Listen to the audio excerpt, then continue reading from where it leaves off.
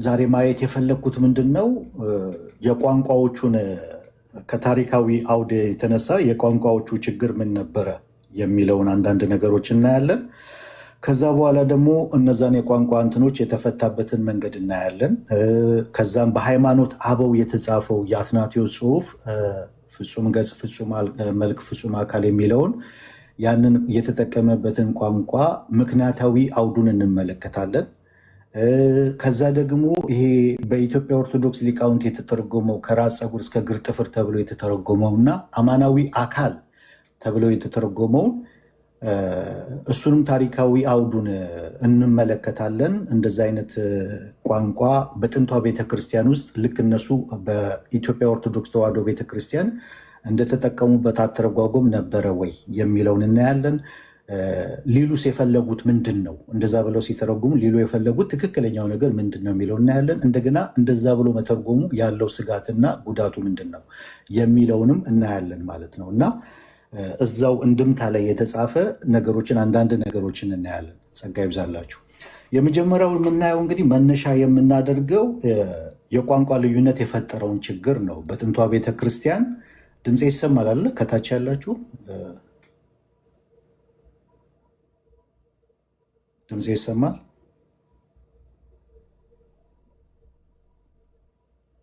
ኦኬ።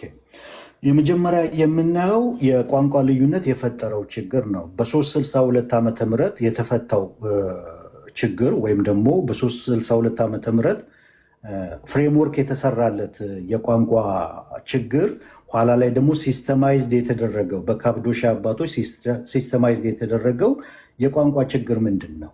የቋንቋ አጠቃቀሙ ችግር ምን ነበር በጥንቷ ቤተክርስቲያን ብለን በምናይበት ሰዓት በምስራቃውያንና በምዕራባውያን መካከል የቋንቋ አጠቃቀም ችግር ነበር። ምን ማለት ነው? ምስራቃውያን የሚናገሩት የግሪክ ቋንቋ ነው። ምዕራባውያን ደግሞ የሚናገሩት ላቲን ተናጋሪዎች ናቸው። ምዕራባውያን የምዕራብ ላቲን ተናጋሪዎች ቴዎሎጂያናቸው ወይም ደግሞ ቴዎሎጂያኖች ኦሲያ ወይም ሃይፖሳሲስ የሚለውን ቃል ሲጠቀሙ ሁለቱንም አንድ አድርገው ነው ቆጥረው የሚጠቀሙት። ማለት ባህሪ፣ ህልውና፣ ሰብስታንሻ የሚለውን ትርጉም ነው ሰጥተው የሚጠቀሙት የነበረው ማለት ነው። የትኞቹ? የላቲን ቋንቋ ተናጋሪዎች ምዕራባውያን ማለት ነው። ስለዚህ የምስራቅ ተናጋሪዎች ሶስት ሃይፖሳሲስ ብለው ሲሉ ለምዕራብ ተናጋሪዎች ምንድነው የሚመስላቸው? ሶስት ባህሪ፣ ሶስት አማልክት እያሉ ነው የሚመስላቸው የነበረው። ስለዚህ ምዕራባውያን ምስራቃውያን በምን ይጠረጥሯቸው ነበረ? በትራይቲዝም ይጠረጥሯቸው ነበረ። ምስራቃውያን ትራይቲዝም ውስጥ ወድቀዋል የሚል ስጋት ነበራቸው። ይሄ የፈጠረው የቋንቋ ችግር ነው። ምክንያቱም ምዕራባውያን ኦሲያ ወይም ሃይፖሳሲስ የሚለውን ቃል ሁለቱንም እንደ አንድ አድርገው ቆጥረው ሰብስታንሺያ ባህሪ፣ ህልውና የሚለውን ነገር ነበረ እነሱ የሚጠቀሙበት የነበረው። የምስራቅ ተናጋሪዎች ደግሞ ሶስት ሃይፖሳሲስ ብለው ሲሉ ስለ አካል እያወሩ ነው። ሶስት ሃይፖሳሲስ ብለው ግን ሲናገሩ የምስራቅ ተናጋሪዎች የምዕራቡ ተናጋሪዎች ሶስት ባህሪ፣ ሶስት አማልክት ያሉ ነበር የሚመስላቸው በእነሱ ሲተረጎም ቃሉ ማለት ነው። ሶስት ባህሪ፣ ሶስት አማልክት ያሉ ስለሚመስላቸው ምዕራባውያኑ ምስራቃውያንን በምን ይጠረጥሯቸው ነበረ? በትራይቲዝም ይጠረጥሯቸው ነበረ። ምስራቃውያን ትራይቲዝም ውስጥ ወድቀዋል የሚል ምን ነበራቸው ማለት ነው? ስጋት ነበራቸው ማለት ነው። ኦኬ። በአንጻሩ ደግሞ የምስራቅ ግሪክ ተናጋሪዎች ምሁራን አንድ ሃይፖሳሲስ ሲባል ምዕራባውያኑ ሃይፖሳሲስ ለኦሲያ ለባህሪ ነው የሚጠቀሙት ብለናል አይደለ? ምስራቃውያኑ አንድ ሃይፖሳሲስ ሲባል የስላሴ አካላዊ ልዩነትን ያጠፋ ሰባሉሳውያን ውስጥ የወደቁ ነበር የሚመስሏቸው። ምዕራባውያን ሰባሉሳውያን ውስጥ የወደቁ ነበር የሚመስሏቸው። እነማን? ምስራቃውያን ማለት ነው። ይህንን ያመጣው የትምህርት ልዩነት ወይም የእምነት ልዩነት አይደለም፣ የቋንቋ ልዩነት ነው። አንድ የግሪክ ቋንቋ ወደ ላቲን ሲተረጎም የሚሰጠው ትርጉም ሌላ ነው። አንድ የላቲን ቋንቋ ደግሞ ወደ ግሪክ ሲተረጎም የሚሰጠው ትርጉም ሌላ ነበረ ማለት ነው። አንዳንድ ቦታ አይታችሁ ከሆነ ለምሳሌ የትኛው ክልል እንደሆነ ጠፋኝ እንጂ አንድ ሰው ሲመሰክር እግዚአብሔር አባት ነው ብለን እንላለን አደለ? የሆነ ክልል ውስጥ ለወንጌል ስርጭት ወጥተው አባት የሚለው ቃል በመጥፎ ነው የሚተረጎሙ። ትርጉሙ ሌላ ነው። አባት የሚለው እዛ ቦታ ላይ ሲጠሩ ወይም ሲናገሩበት ትርጉሙ ሌላ ነበር እና በጣም ተበሳጩ አለ። ሲነግራቸው እግዚአብሔር አባት ነው ብሎ ሲላቸው በጣም ተበሳጩ፣ ተቆጧል። ኋላ ላይ ሲገባው ለካ አባት የሚለው በእነሱ ትርጉሙ በጣም ክፉ ነው ነበረ፣ መጥፎ ነበረ። አንዳንድ ቦታ ላይ የሆነ ቋንቋ ሌላ ቦታ ላይ ሌላ ትርጉም ነው የሚሰጠው። በላቲን ተናጋሪዎችና በምስራቅ ተናጋሪዎች መካከል የነበረው ችግር በጥንቷ ቤተክርስቲያን የቋንቋ አለመግባባት ነበረ። ላቲነኛ እና ግሪከኛ፣ አንድ የግሪክ ቋንቋ ወደ ላቲን ሲመጣ የሚሰጠው ትርጉም ሌላ ነው። አንድ የላቲን ቋንቋ ደግሞ ወደ ግሪክ ሲተረጎም የሚሰጠው ትርጉም ሌላ ነበረ። እንደዚህ አይነት አለመግባባት የቋንቋ እንትና ለማለት ነገሮች ነበሩ። ይህንን የተረዳው አትናቴዎስ በ362 ዓመተ ምህረት ካውንስል ኦፍ አሌክሳንድሪያ ጉባኤ ይጠራል። ሁለቱንም ወገኖች ይጠራቸዋል፣ ይሰበስባቸዋል። ምስራቃውያንንም ምዕራባውያንንም ይሰበስባቸዋል ማለት ነው።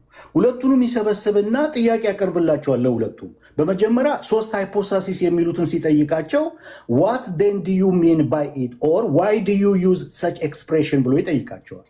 እነርሱም ሲመልሱለት ምን ይላሉ? ቢኮዝ they believe in a holy trinity, not a trinity in name only, but existing and subsisting in truth, both a father truly existing and subsisting, and the son truly subsisting, and the Holy Spirit truly subsisting. They neither said there were 3 gods nor 3 principles, but one Godhead, and the son is consubstantial homoousios with the father ብለው ይመልሱለታል ማለት ነው። ትርጉሙ ምንድነው? ለምን 3 ሃይፖሳሲስ ትላላችሁ ብሎ ሲጠይቃቸው እነሱ ምን ብለው መለሱ? ስላሴ በስም ብቻ ሳይሆን በእውነት ያለና የሚኖር ስላሴ እናምናለን። አብ በእውነት ያለ፣ ወልድም በእውነት ያለ፣ መንፈስ ቅዱስም በእውነት ያለ ነው። 3 አማልክት አንልም፣ አንድ አምላክ እናምናለን። ወልድም ከአብ ጋር አንድ ባህሪ ነው ብሎ መለሱለት። ኦኬ። ቀጥሎ ደግሞ አንድ ሃይፖሳሲስ የሚሉትን ሲጠይቃቸው ምን አላቸው? do you use the expression one hypothesis in the sense of Sabellius ብሎ ይጠይቃቸዋል። እነርሱም ሲመልሱ ምን ይላሉ? we use the word hypothesis thinking it the same thing as essence ousia. We say one because the son is from the essence of the father and because of the identity of nature. We believe there is one Godhead and one nature ብለው ይመልሱለታል ማለት ነው። we believe one Godhead and one nature ብለው ምን ይሉለታል? ይመልሱለታል ማለት ነው። ምንድነው ትርጉሙ? እኛ ሃይፖሳሲስን ከኡሲያ ጋር አንድ ትርጉም አድርገን ነው የምንጠቀመው።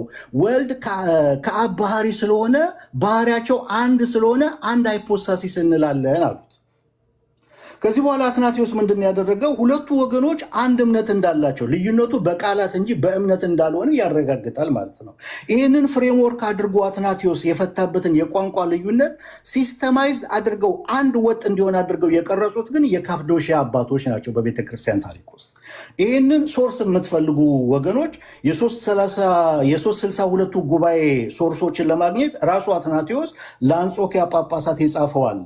ሌተር ቱ አንቲዮኪያንስ ሴክሽን 5 እና 6 ላይ የዘመኑ የቤተክርስቲያን ታሪክ ጸሐፊዎች ደግሞ ሶክራተስ ኤክሌሲያስቲካል ሂስትሪ ቡክ 3 ቻፕተር 7 ላይ እንደገና ሶዝመን ኤክሌሲያስቲካል ሂስትሪ ቡክ 5 ቻፕተር 12 ላይ ታገኙታላችሁ። የ362ቱን ጉባኤ ሶርሶች ማለት ነው። እንዲሁም ደግሞ የካፕዶሺያ አባቶች ይህንን ሲስተማይዝ ያደረጉበትን ሶርስ ደግሞ ባሲል የጻፈው ሌተር ቱ 36 ቱ አንፊሎኬስ፣ እንደገና ዘንዚናዙ የጻፈው ኦሬሽን 29 ኦን ደ ሰን፣ እንደገና ዘመናዊ የታወቁ የታሪክና የነገረ መለኮት መጽሐፍት ጸሐፊዎች የእንዲከሌ ኤርሊ ክርስቲያን ዶክትሪን የሚለው ጽሑፍ ውስጥ ታገኙታላችሁ ማለት ነው።